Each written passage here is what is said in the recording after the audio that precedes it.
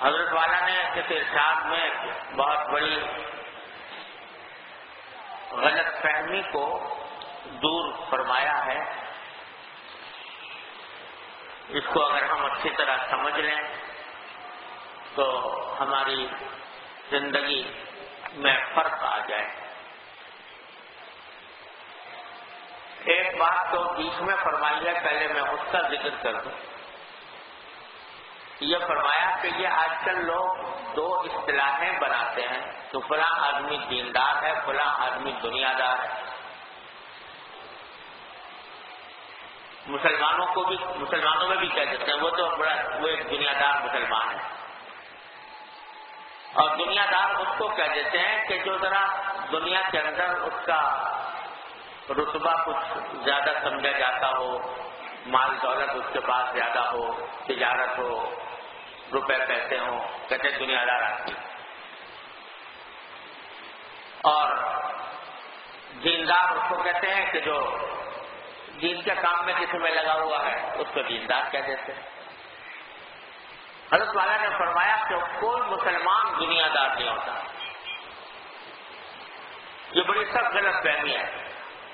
حضرت فرماتے ہیں کہ مسلمان تو دنیا دار ہوتا ہی نہیں. دنیا دار تو اس کو کہتے ہیں کہ جو دنیا کے کام میں اس طرح لگا ہوا ہو کہ حلال و حرام کا فرق اس نے مٹا دیا. اس کی نظر میں حلال و حرام کا کوئی فرق نہ ہو. پیسے آنے چاہیے، دولت ملنی چاہیے، مجھے عیش و آرام ملنا چاہیے، وہ حلال طریقے سے ہو یا حرام طریقے سے ہو، اس کی فکر اس نے مٹا دی ہو. اور اگر کہیں دین کا دنیا کا مقابلہ ہو جائے تو وہ دنیا کو ترجیح دے. یعنی یوں کہے کہ بھائی دین پر عمل کرنا تو بڑا مشکل کام ہے، میں دین کے چکر میں نہیں پڑتا اعوذ باللہ. بعض لوگ اپنے بارے میں کیا کہتے ہیں کہ بہت سے لوگ ہیں وہ کہتے ہیں بھائی ہمارے لیے دعا کیجیے، ہمارے مقاصد کے لیے دعا کیجیے. ہم ان سے کہہ دیتے ہیں کہ بھائی ہم بھی دعا کرتے ہیں، آپ بھی ہمارے لیے دعا کیجیے. تو زبان پر یہ بات آ جاتی ہے جی آپ تو دنیا دار آدمی ہیں، ہم کہاں جو ہماری دعا کا کیا حقیقت. ارے جب مسلمان ہو، صاحب ایمان ہو، کلمہ لا الہ الا اللہ محمد رسول اللہ پر ایمان لائے ہو، تو پھر اپنے آپ کو دنیا دار کیوں کہتے ہو؟ دنیا دار تو کافر ہوتے ہیں. لہذا اپنے آپ کو دنیا دار کہنا یا کسی دوسرے مسلمان کو دنیا دار کہنا، یہ بہت ہی غلط بات ہے اور بہت جاتی کی بات ہے. حضرت فرماتے ہیں کبھی نہیں کہنا چاہیے کسی مسلمان کو دنیا دار. البتہ مسلمان وہ ہے کہ جس کی دنیا بھی دین ہے، اس کی دنیا بھی دین ہے، اور اس لحاظ سے وہ دنیا کے بظاہر کام کر رہا ہے، لیکن وہ اگر ذرا سا اپنا زاویہ نگاہ بدل لے تو دنیا کے سارے کام اس کے دین کے کام بن جاتے ہیں. لہٰذا کہاں کا دنیا دار؟ ہر مسلمان دیندار الحمدللہ. تصوف اب سلوک، تصوف کا نام تو سبھی جانتے ہیں اور سلوک بھی اسی کا سمجھو دوسرا نام ہے. یا طریقت کہہ دیتے ہیں اس کو، یا سلوک کہہ دیتے ہیں، یا تصوف کہہ دیتے ہیں. اس کے بارے میں بہت سے لوگوں کے دل میں یہ خیال ہوتا ہے کہ یہ کچھ خاص لوگوں کا کام ہے، خانقاہ میں بیٹھے ہوئے کچھ پیروں کا اور ان کے مریدوں کا، کہ وہ تصوف کو دیکھیں، تصوف کی بات سنیں، تصوف کے اوپر عمل کریں. یہ ان خاص لوگوں کا معاملہ ہے اور ہم دنیا داروں کا نہیں ہے. حضرت فرماتے ہیں بعض لوگ یہ سمجھتے ہیں ہم دنیا داروں سے اس کا کوئی تعلق نہیں ہے.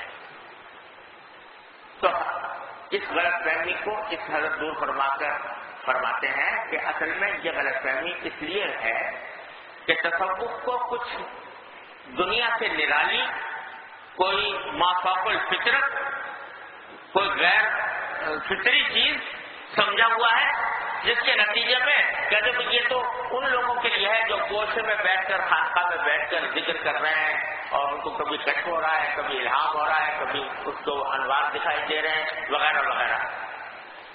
حالانکہ حضرت فرماتے ہیں کہ اس کی کوئی حقیقت نہیں. جو احکام کسی بڑے سے بڑے ولی اللہ کے اوپر عائد ہوتے ہیں وہی ایک عام مسلمان پہ بھی عائد ہوتا ہے. احکام میں کوئی فرق نہیں, شریعت کے احکام میں کوئی فرق نہیں. کوئی بڑے سے بڑا عالم ہو, بڑے سے بڑا ولی اللہ ہو, بڑا عبادت گزار ہو, احکام شریعت کے وہی ہے, اس کے لیے بھی وہی ہے, اور ایک عام مسلمان کے لیے جو مزدوری کر رہا ہے, محنت کر رہا ہے, تجارت کر رہا ہے, اس کے لیے بھی وہی ہے. دونوں میں کوئی فرق نہیں ہے, احکام ایک ہی ہے, ہر انسان کے لیے ایک ہے. اللہ تعالیٰ نے سب انسانوں کو اس طرح پیدا کیا ہے کہ ان سب کو ایک ہی قسم کے احکام عطا فرمائے. اور غلط فہمی اس لیے پیدا ہوئی کہ تصوف اور طریقت کو شریعت سے کچھ الگ چیز سمجھ لی, حالانکہ یہ بھی شریعت ہی کا ایک حصہ ہے. اور تصوف اور طریق اور سلوک نام تو یہ رکھ دیا ہے بیشک, لیکن حاصل اس کا کیا ہے کہ آدمی شریعت پر دل سے عمل کرے, بس شریعت پر دل سے عمل کرے, ظاہر میں بھی باطن میں بھی. اپنے ظاہری اعمال کو بھی شریعت کے مطابق بنائے اور اپنے باطن کے اعمال کو بھی شریعت کے مطابق بنائے. بس ہو گیا صوفی, وہ تصوف کے پر عمل کرنے والا ہے, سلوک اور طریقت پر عمل کرنے والا ہے. اگر اس کی زندگی کے اعمال ظاہر کے بھی اور باطن کے بھی وہ شریعت کے مطابق ہیں. ظاہر کی ایک وجہ سے ایک عام مسلمان ہے, نماز پڑھ رہا ہے, اپنی کی کوشش کرتا ہے کہ میں اس کو ٹھیک طرح پڑھوں, جیسا کہ میں نے پچھلے مطلب عرض کیا تھا, وہ اپنی سی کوشش کر رہا ہے, روزہ رکھتا ہے, جب دنیا کے اندر باہر نکلتا ہے تو حلال حرام کی فکر ہوتی ہے کہ بھائی حرام میں نہ پڑھو, حلال کام کرو. بس یہ ظاہری احکام عمل کر رہا ہے. اندر اس کے دل میں اس بات کا خیال ہے کہ میرے اندر تکبر نہ آ جائے, مجھے ریاکاری نہ ہو اور حسد نہ ہو. یہ باتیں باطن کے اندر جیسے بڑے بڑے صوفیہ کے اندر ہے, ایسے ہی ایک عام مسلمان کے اندر بھی اگر ہو تو وہ بھی اتنا ہی بڑا صوفی ہے, اس میں کوئی فرق نہیں. تو حاصل کیا ہے کہ شریعت پر دل سے عمل کرنا, ظاہر میں بھی اور باطن میں بھی, یہ ہے تصوف. اس کے نام سلوک رکھ لو, اس کے نام طریقت رکھ لو, اس کے نام تصوف رکھ لو, جو چاہو رکھ لو, لیکن حقیقت اس کی وہ ہے جو نبی کریم سرور دو عالم صلی اللہ علیہ وسلم کے فرائض زبان سبھی بیان فرمائی. وَيُزَكِّيهِمْ, آپ اس لیے تشریف لائے کہ دنیا کے لوگوں کی اخلاق اور عادات اور ان کے اعمال کو پاک صاف بنائیں, یعنی پاک صاف بنا کر ظاہر کو بھی اور باطن کو بھی پاک صاف کر دیں. تو بس وہ مقصد ہے یہ سارے تصوف کا. لوگوں نے اپنی طرف سے اس کے بارے میں نہ جانے کیا باتیں کہ بھائی کوئی خانقاہ ہونی چاہیے, اس کے اندر بیٹھ کے کوئی آدمی خاص اور وظائف کر رہا ہو اور اس کو کبھی کشف ہو جاتا ہو, کبھی الہام ہو جاتا ہو, پتہ جانے کیا کیا تصورات دل میں بیٹھے ہوئے ہیں, وہ حقیقت میں تصوف نہیں. اسی لیے حضرت یعنی آج کل چونکہ لوگوں میں یہ بات مشہور ہے, مثلا جب اگر صوفیاء کرام کا نام پوچھو کہ صوفیاء کرام کون تھے تو کوئی شیخ عبد القادر جیلانی رحمۃ اللہ علیہ کا نام لے گا, کوئی حضرت جنید بغدادی کا نام لے گا, ان بزرگوں کا جو صوفیاء کی حیثیت سے مشہور ہے نام لے گا. لیکن اگر پوچھو صوفیاء کون ہے تو کوئی امام ابو حنیفہ کا نام نہیں لیتا, امام محمد کا نہیں لیتا, امام ابو یوسف کا نہیں لیتا, امام شافعی کا نہیں لیتا, امام بخاری کا نہیں لیتا, کیونکہ اس حیثیت سے مشہور نہیں ہوئے. لیکن حقیقت یہ ہے کہ سب صوفیاء کرام ہیں. کیوں؟ اس لیے کہ شریعت کے ظاہر اور باطن پر عمل کرنے والے ہیں. وہ امام ابو حنیفہ رحمۃ اللہ علیہ جیسے رات کو عبادت کرتے تھے, بعض روایتوں میں ہے کہ عشاء کی نماز, عشاء کی وضو سے فجر کی نماز پڑھتے تھے, اور تجارت کرتے تھے امام ابو حنیفہ تجارت کرتے تھے, لیکن تجارت میں اتنی احتیاط تھی, اتنا تقویٰ تھا کہ ہر قدم پر یہ خیال تھا کہ کہیں کوئی گناہ کا کام نہ ہو جائے. تجارت کے اندر احتیاط اور تقویٰ کے ساتھ, ایثار کے ساتھ تجارت فرماتے تھے. حضرت امام بخاری رحمۃ اللہ علیہ خود تاجر تھے, تجارت کرتے تھے. اور تقویٰ کا یہ عالم تھا کہ ایک مرتبہ کوئی چیز فروخت کر رہے تھے, کوئی پارٹی آئی, اس کی پیسے اس نے دے کر خریدنا چاہا تو اس نے 5,000 اس کی قیمت لگائی.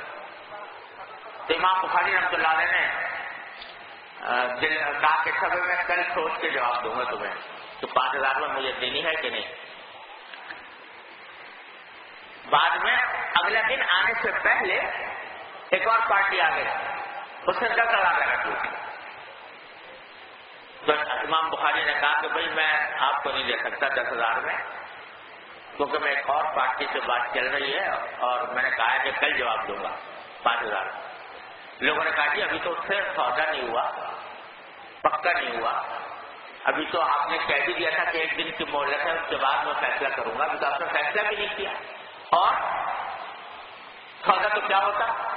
لہٰذا اگر دوسری پارٹی کو آپ 10,000 میں دے دیں گے تو کیا اس میں کیا گناہ ہے, کیا حرج ہے. امام بخاری رحمۃ اللہ نے فرمایا کہ بھائی ہے تو حرام, تو اگر کہ میرے لیے ایسا کرنا جائز ہے, لیکن چونکہ میرے دل میں آ گیا تھا کہ میں پہلی پارٹی کو 5,000 میں دے دوں گا تو مجھے تقویٰ کے خلاف نظر آتا ہے کہ میں کسی اور پارٹی کو دگنی قیمت پر فروخت کروں, اس لیے میں انتظار کروں گا جب کل پارٹی آ جائے گی تو 5,000 میں بیچوں. اب یہ جو تقویٰ ہے یہ تجارت کے ساتھ, یہ تقویٰ کیا ہے؟ یہ تصوف ہے, یہ طریقت ہے, یہ سلوک ہے, اسی کا نام تو طریقہ و سلوک. تو لوگ سمجھتے امام بخاری کا نام صوفیاء کرام میں نہیں لیتے, لیکن حقیقت میں وہ اعلیٰ درجے کے صوفیاء کرام میں سے ہیں, اعلیٰ درجے کے اولیاء اللہ میں سے ہیں.